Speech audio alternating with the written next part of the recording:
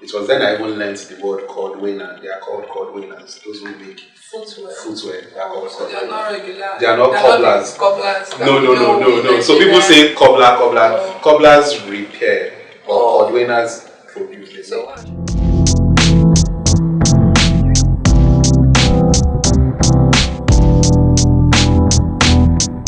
The regular Nigerian runs a business.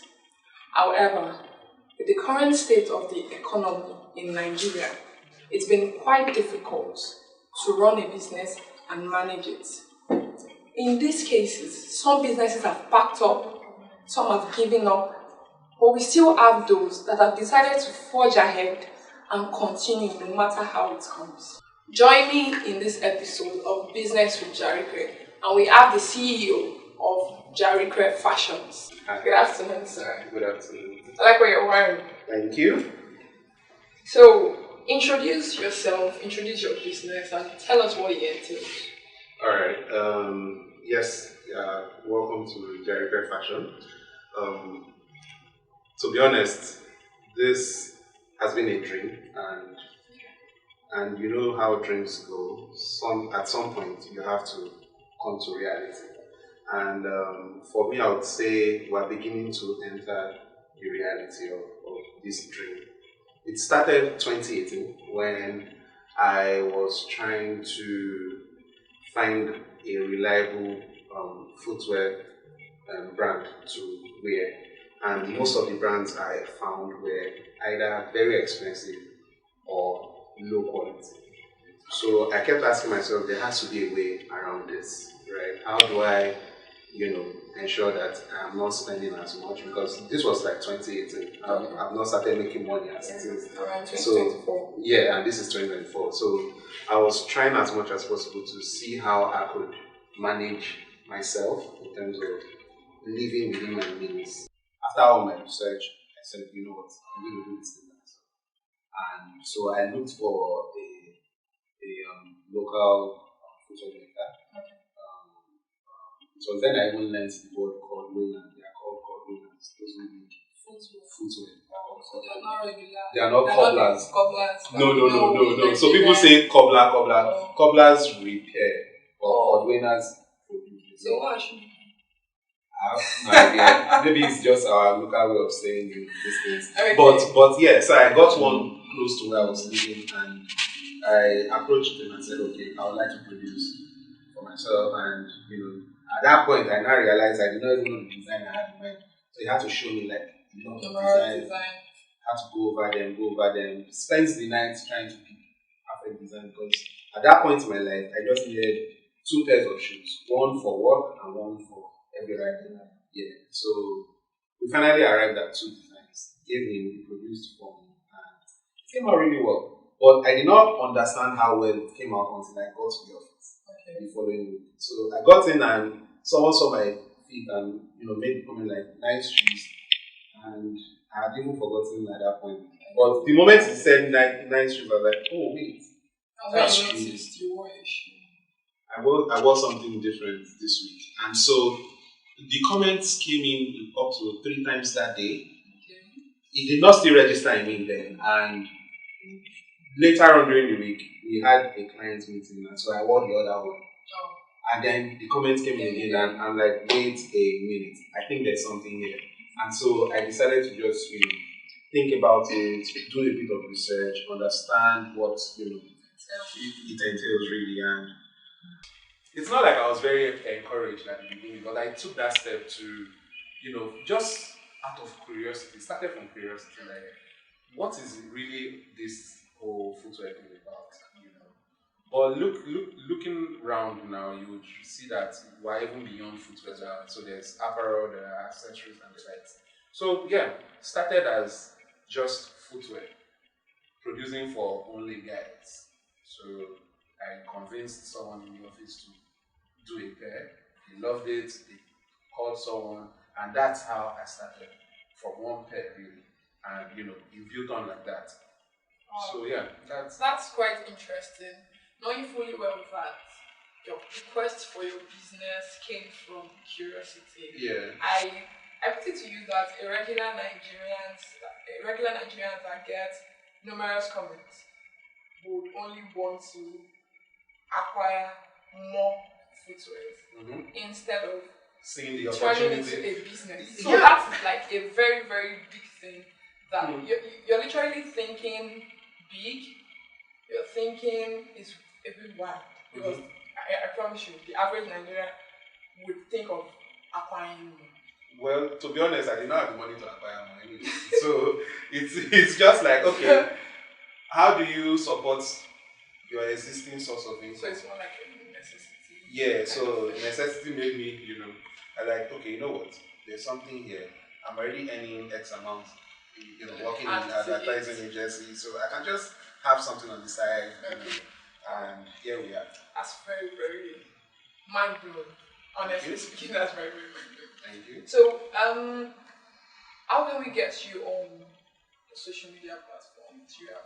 Okay, that's great. We have our footprint online is actually good. We have a website, www.jarikre.com, Jarikre. So you can order from the website. You can order from it. It's everything is automated there, from your sizing to the material type to your details around either your feet, your body, and the likes. And colors. You can just include everything, and it's well automated. Then we are also on social media, Jarikre Fashion, on Instagram, Facebook, even on TikTok. We're still exploring TikTok, so yeah. You need to explore that. Yes, TikTok yes. creative. Yeah. So, in Nigeria, a lot of businesses are packing up. And it's sad to see that businesses that have stood the test of time before now cannot stand the test of time again. That's to say that the economic status is really biting into it. How have you been able to hold your business? How have you been able to maintain it that you've not joined the group of people backing up? Or you've not even probably started selling from home? No, like really, some people do that when they can't afford to pay the rent anymore. So how have you been able to manage your business now? Okay, I would say that first of all, my line of business, while most businesses will give issues around inflation and dollar rise, exchange rate and the likes as things that affect their business, I am a bit lucky on that front. And because most of what we produce or our materials are locally sourced, so we pay in naira, so we're not paying in dollars for a start. Aside that, in terms of in the business itself, we've always taken the approach of starting small. We don't try to do everything at once. That way, we concentrate our efforts and work with our existing capital to do whatever we need to do, and it has been quite successful for us till now. You stated clearly that you really don't have problems with the naira dollar rise because most of your materials are locally sourced. Yeah, but I think I would like to add another comment to that. So while that may be the case, there are other things that affect us, like cost of production has gone up.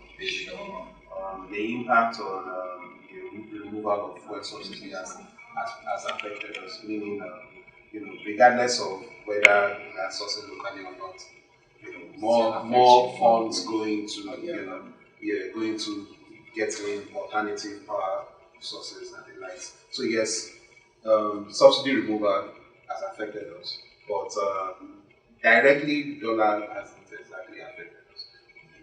And of course, as things are going up, costs of manpower and all those other things are also going up, but it's not as bad because most of those things are not heavily reliant on the dollar. Okay, so that's it. So safe to say that you also go through challenges, however you're able to manage it well because it's not heavily. Yeah, so the challenges come, but one interesting thing about our mode of operation that helps us to mitigate a couple of challenges is the fact that we run an asset-light model, meaning that we don't own most of the equipment that is used for our business. So what that does is that we are not looking for funds to purchase equipment and the likes. So we just focus on taking care of or fulfilling customers' orders. Alright, that's interesting. So your business is how old now? Since 2018 to now, I would say we started 2018, but it wasn't really like as a functional business. Back in 2018, we started in my house, really. But in terms of setting up the proper structure and the likes, we started last year, which is 2020. Yes. So we can say that operations have started since 2018. Yeah, however, there was a proper business set up and everything happened. Okay, that's nice. So since you began the proper business setup, how have you dealt with human relations? Okay. Internally or externally now? I think both ways now. Okay, let me start from externally. Speaking about customers to start with, like because of the issues around trust in this part of this line of business and this part of the world, that kind of affects or affected the business, and that's again is the same reason why we are where we are now. So I'll give a scenario. So as at 2022, when we were just running as in-house business from my house to Instagram and the likes, there were questions around, oh, can we trust this brand? If I give you, what's the assurance I have? If I give you money, you won't run away with my money, And then we tried as much as possible to convince as many people that we could, but we realized that that was not going to be sustainable, and so that's what led to us saying, okay, you know what? For everybody that's going to be asking, where's your office and this thing, let's just get a physical showroom. Let's take this thing big, get a physical showroom, and get it done like that. And so that's what led to the birth of this space. So we initially were running on only Instagram and Facebook, but now we have social media, we have the website fully automated, and then we have a physical showroom. And in the near future, we'll be seeing at a couple of events here and there, just to help our credibility and also to kind of like humanize the brand. People should see the brand in their day-to-day activities. Yeah. So how about internally? Now, internally, I would say that working with vendors can be really hectic. It can be crazy. I think crazy is the word, because today they have done something good. Tomorrow they are doing something bad. So you have to always have the emotional intelligence to manage these people, because to them they are doing their own business, right? And to you, they need to do your own business. So you have to have that intelligence to be able to, be in their shoes sometimes, and sometimes let some things go. And then anything around standard, we don't compromise with that. So if production is not going to the standard we have set, we let them do it. But all those other things around, timeliness and the likes, sometimes we just break them.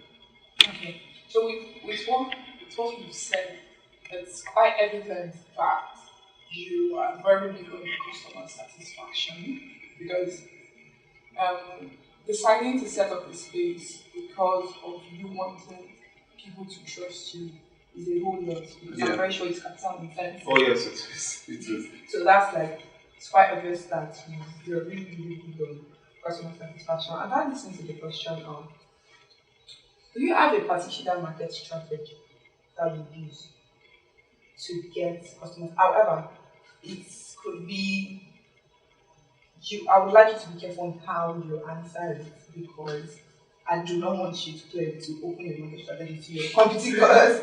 But then I just think that is there a way you attract customers to buy whatever you buy, because I also understand that there is a target audience. Yes. So that's an interesting question you asked, because I myself am a marketing professional outside what I do in the business. So I would say that our biggest strategy has been in word of mouth, basically. That has been our biggest strategy. Word of mouth coupled with 100% customer satisfaction. So what I mean is that customers, for those who eventually decide to do business with us, we ensure that we see them through from when they are just having the idea of what they need to even post sale. So I'll give an instance. We've had to produce for a wedding recently. I mean, part of the wedding is still happening before this weekend. And one thing was that the first thing was our customer or those who were getting wedded, the groom especially, he had no idea like how he wanted to look and all those kind of things. So we had to like look at his structure, and then try to propose, or recommend some designs to him. And then upon him picking what he wanted, we produced, even to the point where as we're selecting the materials, we're getting him involved, like, okay, so you want this, we are seeing this material and this material. We are going with this, however, these are the three options. Which of them would you want? And so there was a very good involvement of the customer in the entire process. So they could feel like, oh, they are involved, they understand.